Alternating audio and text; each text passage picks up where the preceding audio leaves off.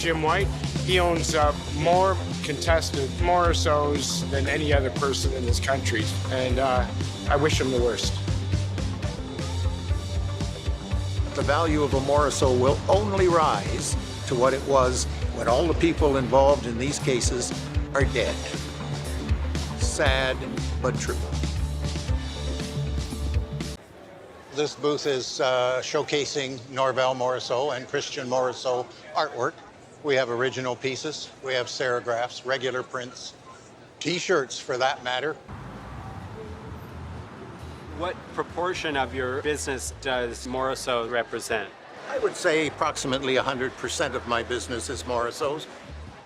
I've dealt in approximately 189 Morrisseaus, but who's keeping track? I gave some money to help with the lawyers and stuff like that. Yeah, we all did. It was just a little group of us that used to give out money to help the other guy because it was only the fair thing to do, right?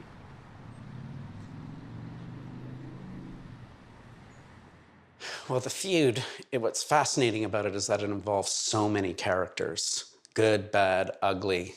There are lots of them. There are people like Richie St. Clair who has brought a lot of controversy to the table. What about Richie St. Clair? Can you tell me about what he tried to do to the market? You don't want to discuss that. There are matters before the court. I identified Jim White on Morrisseau.com specifically. I said, did you buy this fake Morrisseau painting from Mr. White? What do you think? Is that good? The man was far beyond what you and I would call normal ability to recognize life. A shame. Who are some of the other buyers that you heard Gary talking about? David Voss is one of the names, yeah. And Jim White? Jim White, I've heard of.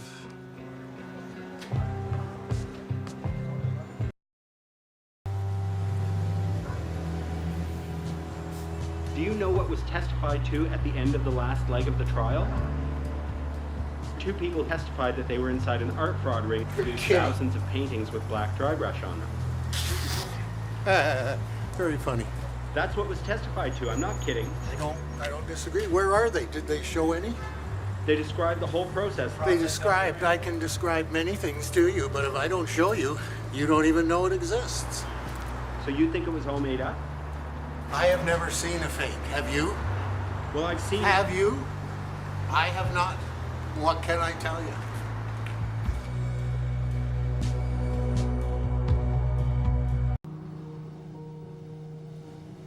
Originally, Joe McLeod told me that the painting came from this fellow, David Voss, in Thunder Bay, who had a huge collection of Morrisseau paintings stored in a warehouse for years and years, since the 70s. And he's just released them, and they've come through the Randy Potter auction house. His name was David Voss. He showed up one day and we were sitting on a picnic table eating hamburgers and french fries.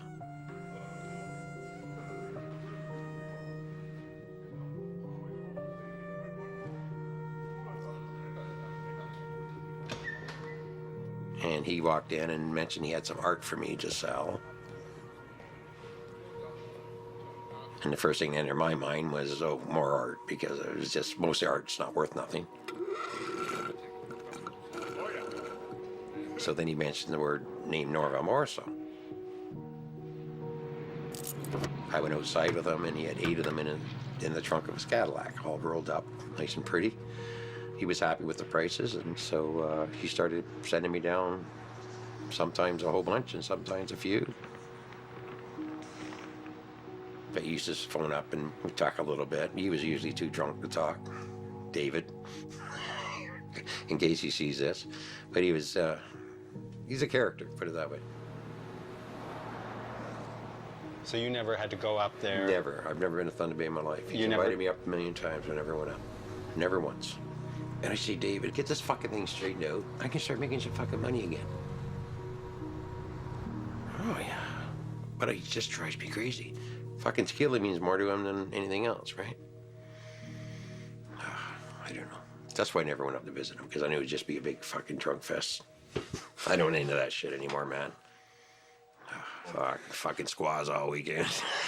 Anyways, let's do it. He became known as the grandfather of the Woodland School of Art in Canada. Locally in Thunder Bay, we recognize his impact. Sadly, the level of this impact is now attached to the criminal acts that bring us all here today. Of the 8 individuals arrested this week, 5 are Thunder Bay residents. All exploited, all have profited off of the artwork of Norval Morriseau. All found ways to make fake paintings or to create fake paperwork. The legacy of Norval Morriseau must remain that he challenged mainstream views of Indigenous peoples in his time, and he succeeded in raising awareness and breaking down barriers. His legacy cannot be attached to this criminal act. As you're now learning, the scope of this case is extraordinary. When the Thunder Bay Police Service began this investigation, we realized that it wasn't just local or even provincial or even national, it was international.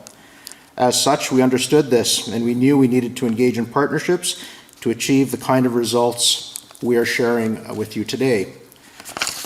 I'm grateful for the work and dedication of the Ontario Provincial Police investigators and the Thunder Bay Police Service investigators who together accomplished these results. We work seamlessly and professionally with the Ontario Provincial Police in many of our endeavors, and this just is one more that illustrates the success of our partnerships with them. Joint investigations like this send a clear message to criminals. You'll face the combined resources of the law enforcement community. You will be held accountable for your actions. Pleased now to hand it over to Ontario Provincial Police Case Manager, Detective Inspector Kevin Veilleux.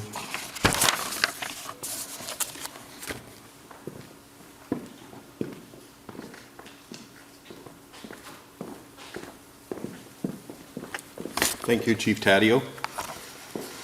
I'd like to start off by just acknowledging a few things. I'd first of all like to thank the family of Norval Morriseau for their engagement, cooperation throughout this investigation.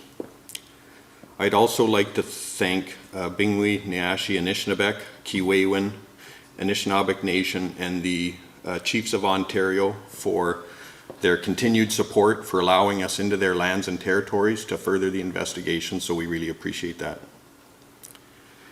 I'd like to say that this investigation would have not gotten to this point if we didn't have the support of leadership from the Ontario Provincial Police and the Thunder Bay Police, so I thank the leadership for all that support. I'd like to thank a partner that has been instrumental in working with us, the Serious Fraud Office as well.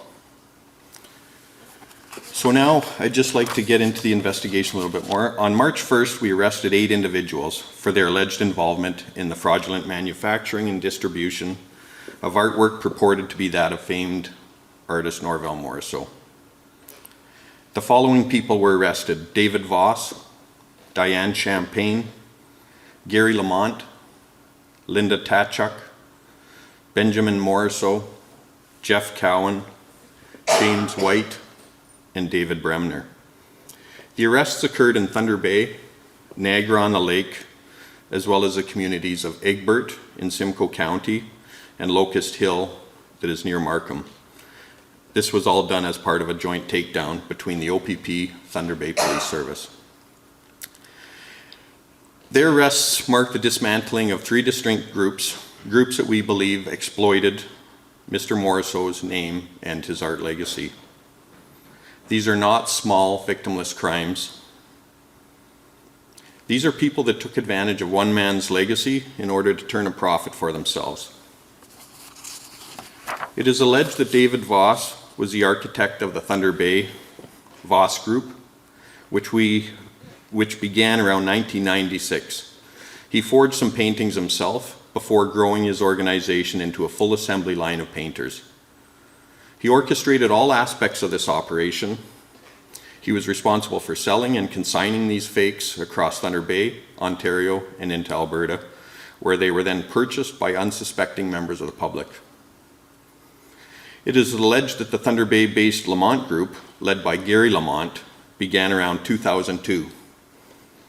Gary recruited 2 Indigenous painters, including Norval Morriseau's nephew, Benjamin Morrisseau, to create the artworks which he often sold online to buyers around the world. It is alleged that a third group around 2008, a group known to be the Cowan Group, began to emerge. This group operated in southern Ontario. In this case, Jeffrey Cowan provided false information for provenances of the forgeries and made up stories about the art's origins. While Cowan sold many forgeries directly to victims, James White also acted as a major distributor of these forgeries and prints of the forgeries, which were ultimately purchased by members of the public who had no reason to believe that these were anything but authentic. To legitimize these forgeries, White enlisted David Paul Bremner to produce the certificates of authenticity and completed appraisals for hundreds of the forgeries, which were then relied upon by White and Bremner and others to sell the forgeries to unsuspecting members of the public. It was through technology and witness evidence that we have been able to identify much of the fraudulent art. We have been able to identify those responsible for these crimes. Make no mistake, these were coordinated and intentional efforts. These people duped the public and made a profit doing so. Detective Staff Sergeant Jason Ryback, the lead investigator from the Thunder Bay Police Service, will tell you more about the investigation and the local impact he and the Thunder Bay Police Service members were integral in the success of this investigation. The investigation spanned the province and the country, and I would just like once again to thank all team members that were involved in this investigation. It was substantial and many people were involved, so I'd just like to thank all the team members that assisted us in getting to this point. Jason?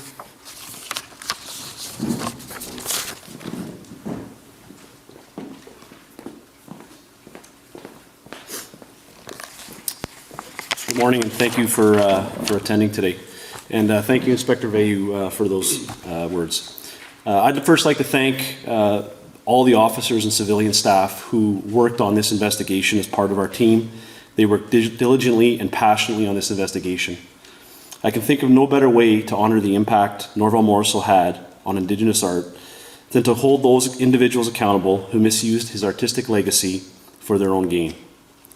I was aware of Norval Morriseau and had some knowledge of the woodland style of art prior to getting engaged in this investigation. I first learned about the suspected fakes in 2019 after watching the documentary There Are No Fakes. Soon after, the Thunder Bay Police Service Major Crime Unit opened an investigation. As more information became clear regarding the investigation, and it grew, we began working with the Ontario Provincial Police. A dedicated team consisting of members from the Thunder Bay Police Service and OPP was established to complete this investigation. As you have heard, this fraud has been extensive. The investigation has been far-reaching across Canada and into the United States. Some of these paintings have sold for tens of thousands of dollars to unsuspecting members of the public who had no reason to believe they weren't genuine. The courts have authorized numerous criminal code search warrants, production orders, and other warrants throughout this investigation. We have taken 271 statements spanning Ontario, Alberta, British Columbia, and the United States. Search warrants were executed throughout the province of Ontario, including Calgary, Alberta. The Calgary Police Service provided investigators to assist this project team in various aspects of this investigation, and I thank them for their assistance. 98 police officers, including 25 from the Thunder Bay Police Service, 67 from the OPP, were involved in the apprehending of these 8 individuals on March 1st. In addition to the more than 1,000 pieces of art seized, we have reviewed more than 17 terabytes of data from seized devices. That is comparable to 70 cell phones worth of data. Myself, personally, and the Thunder Bay Police Service are grateful for the assistance and guidance of the OPP and the partner agencies who supported this investigation. Before I turn this back to Bill, I'm sure there are many people who are wondering if the Morrisseau painting they have is authentic. And I know there may be some people who feel embarrassed that they fell victim to these crimes. I empathize with you. Again, fraudsters are opportunistic. They're good at what they do. If you believe you have a fraudulent piece of art in your collection, I encourage you to reach out to a lawyer, as police are not in a position to authenticate art. This investigation has been a success in part due to the collaboration and cooperation of our police services. But it has also been a success due to the help and support of the numerous witnesses and those who have come forward to share their stories of being defrauded. For that, I thank you for your trust in the Thunder Bay Police Service and the OPP, and particularly my investigators who you provided stories that helped us get to where we are today. So with that, back to you, Bill.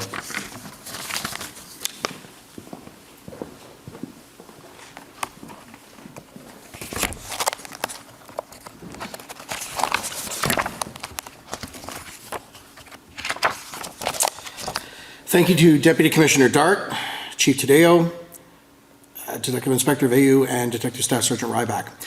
Now, finally, I have a statement from Ontario Regional Chief Glenn Hare. He regrets that he could not join us today, but it is my honor to bring you his words. I am pleased to learn that the forgery allegations of Norval Morriseau's art were taken seriously and that the OPP and Thunder Bay Police Services continued to investigate. Those who profited from these fraudulent paintings, prints, and other artwork will be held fully accountable. Now, the focus can return to Norval Morriseau's revolutionary, culturally, and historically meaningful work as it represents First Nations histories and cultures through art. Well, that concludes the formal part of this media conference.